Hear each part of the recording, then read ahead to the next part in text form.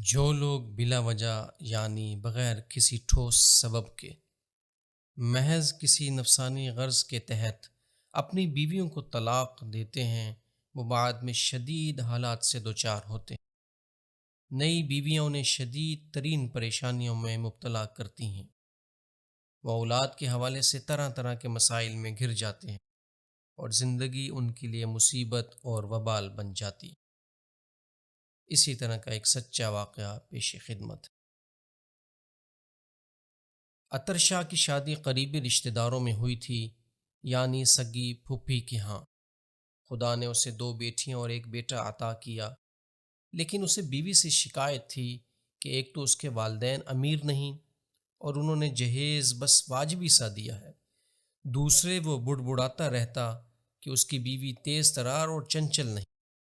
اس لیے اطر نے شادی کے 5ویں برس جب اس کی دوسری بیٹی پیدا ہوئی، بیوی کو طلاق دے دی اور ایک ماڈرن امیر گھرانے میں شادی کر لی۔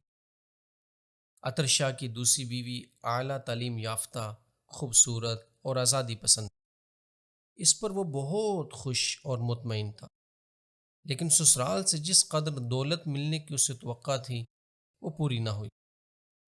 دوسرے جس بات سے وہ بہت ہراساں ہوا وہ جڑواں بچوں کی پیدائش تھی۔ ایک بیٹا، ایک بیٹی، اور دونوں پولیو میں مبتلا تھے۔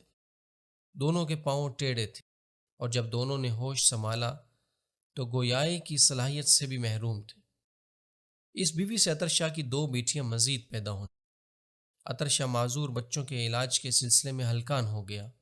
وہ محنتی آدمی تھا اور اعلیٰ تعلیم یافتہ تھا۔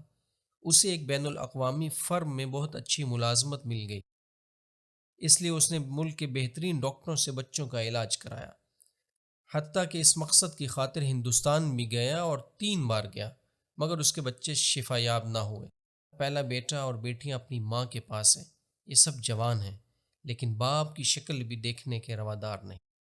وہ ملازمت کے جھمیلوں سے فارغ ہو کر رات کو گھر آتا ہے تو 2 معذور بچے اور 2 جوان ہوتی ہوئی بیٹیاں اسے شدید پریشان کرتی ہیں اور اس کا سکون غارت ہوا رہتا ہے۔